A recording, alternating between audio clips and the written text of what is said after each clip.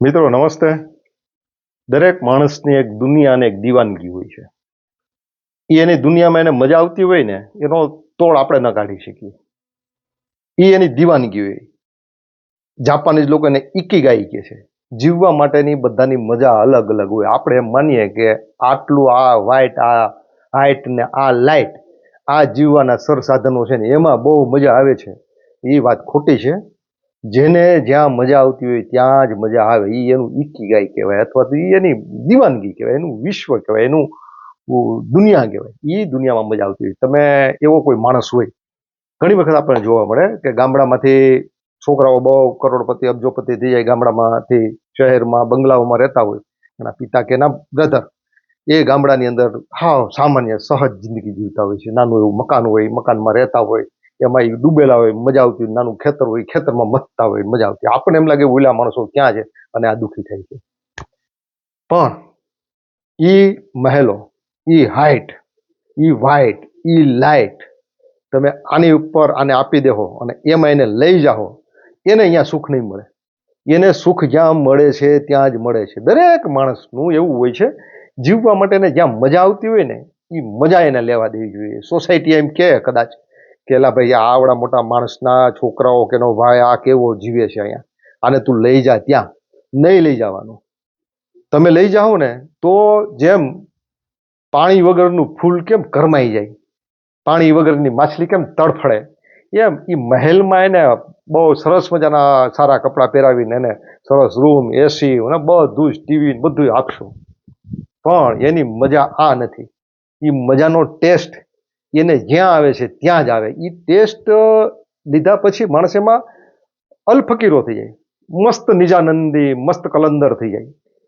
એટલે મિત્રો એવા માણસોને આપણે જ્યારે એ દુનિયામાંથી બહાર લઈ જઈએ છીએ, ખેંચી જાય છે, ઢેડી જાય છે આમ તો, અને આમ સોસાયટી હોય, આપણું સ્ટેટસ હોય, જે લોકો બહુ આગળ ગયા એવા ઘરની વાત છે, તો પછી એના બાપા કે એના ભાઈ અહીંયા આવી તો જાય, પણ એનું જીવન તત્વ ત્યાં પીડ્યું હોય છે. ખેતીમાં પીડ્યું હોય છે, ગામડામાં પીડ્યું છે, ઓટામાં પીડ્યું હોય છે, ગામડાના લોકોમાં પીડ્યું હોય છે. એ ઇકીગાઈ છે ને, એ જીવવાની મજા છે ને, એ બાળપણમાં એક બંધાઈ ગયું હોય છે અનકોન્શિયસ માઇન્ડમાં. ત્યાં મજા આવે, ત્યાં જ મજા આવે.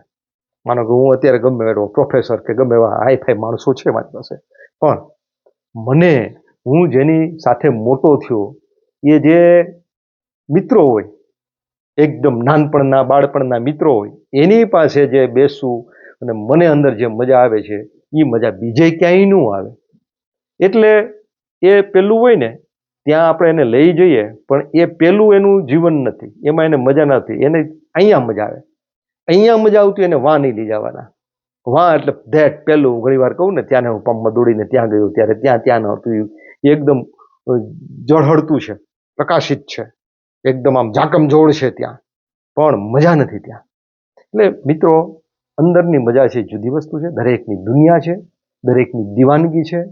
જેને જ્યાં અરે મિત્રો એવી રીતના પણ દાખલાઓ કે પ્રયોગો થયા છે કે એકદમ ઊંડી ખાઈડમાં કેદીઓની જેમ એને રાખતા હોય, જીવનભર એમાંથી પસાર થઈ ગયો હોય, અને પછી અચાનક એમાંથી કાઢીને એને સારી જગ્યામાં લઈ જવામાં આવે તો એ માણસ ત્યાં મરી જાય. એને એમ કે મને પેલી ગુલામી પાછી જોઈ છે, મને પેલી જ જગ્યાએ પાછું જવું છે. એટલે મિત્રો આવા ઘણા ગામડાની અંદર ઘર છે કે જેના કોઈ ઘરના સભ્યો, જૂના મોટા ભાઈ કે પિતા એ ગામડે જીવે છે, અને આ લોકો ખૂબ એના દીકરાઓ કે એના ભાઈઓ બહુ આગળ ગયા છે, એને પછી ત્યાં લઈ જવામાં આવે છે, પણ એ અહીંયા એનું જીવન તત્વ ખોઈ નાખે છે. એટલે એનો અર્થ એવો નથી કે એને ગામડામાં સબળવા દેવા, પણ એને ગામડામાં જીવવા દેવા, એની પાસે જવું, કૃતજ્ઞતાપૂર્વક જવાનું કે ભાઈ તમારો ખૂબ ઉપકાર છે, તમને હું શું આપી શકું. તમે આપીને કાંઈ નહીં શકો એને.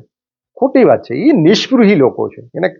એની કોઈ તમારી તાકાત નથી. ગમે એવડી સોસાયટી હોય ને તમારી, તો એને તમે કાંઈ આપી શકો. એને જોતું નથી. જોતું ન હોય એને શું આપી શકો તમે. પણ એની પાસે પલોઠી વાળીને બેસીએ એ તમે ભાવ આપીએ એમને, હું છું, તમને અહીં મજા આવતી તો રહ્યો, કંઈ વાંધો નથી, પણ તમે અમને ગમો છો, અમને ક્યાંય નડતા નથી, તમે આવશો તો આનંદ થશે. પણ તમને અહીંયા ન મજા આવતી હોય તો અમે અહીંયા આવતા રહીશું. ક્યારેક તમે અહીંયા આવતા રહ્યો, પણ તમે અહીંયા જીવો. મિત્રો એના ઉજળા કપડાં છે ને એને ગમતા નથી, એના મેલા ઘેલા કપડામાં એને જિંદગી કાઢી છે. એને તમે છે ને સરસ મજાની ટોપડીમાં ચા બનાવીને આપશો ને તો એને નહીં ગમે. ઠોબારી ટોપડીમાં એને જિંદગીભર ચા પીધી છે. 3 ચૂલા મૂકી અહીંયા ટોપડી ચડાવી હોય ને એ ચા પીધી. એમાં જે એને કોટો ચડે ને એ કોટો, એ આપણું સરસ મજાનું હાઈફાઈ રસોડું હોય ને એમાં તમે ચા બનાવીને આમ દીવાન ખાનાની અંદર એને બેઠા હોય ને આપો ને, એમાં મજા નથી આવતી. દેફાનો માણસ છે મિત્રો. એટલે આપણે ઘણી વખત થાય કે આ દુનિયામાં કેટલાય લોકો છે ને મજા ઓલા લોકોને જ આવે છે જે હાઈફાઈ માણસો. એવું નથી. મજા બધાની પર્સનલ હોય છે, પોતપોતાની મજા હોય છે, પોતપોતાની દુનિયા ને પોતપોતાની દીવાનગી હોય છે. બધાને મજા આવતી હોય. માપવાનું મીટર હોય ને તો ખબર પડે કે મુકેશ અંબાણી કરતા એવા ગામડાના ઘણા લોકો છે કે જે ઢોર ચારતા ચારતા જંગલમાં ચા બનાવીને પીવે ને એમાં જે એને કોટો ચડે છે ને આનંદ આવે છે ને એ ત્યાં નથી આવતો. એટલે આ દીવાનગી અને એની દુનિયાની વાત છે. એ દુનિયામાં માણસને મસ્ત કલંદર થઈને જીવતો હોય તો જીવવા દેવાનો, એને નડવાનું નહીં, એને ખેંચવાનું નહીં. એને તમારી સોસાયટીની 1 2 સાડા 3 કરી જેને દુનિયાને જે કેવું એ કહે, પણ એ માણસને જ્યાં મજા આવે ત્યાં મજા આવવા દે.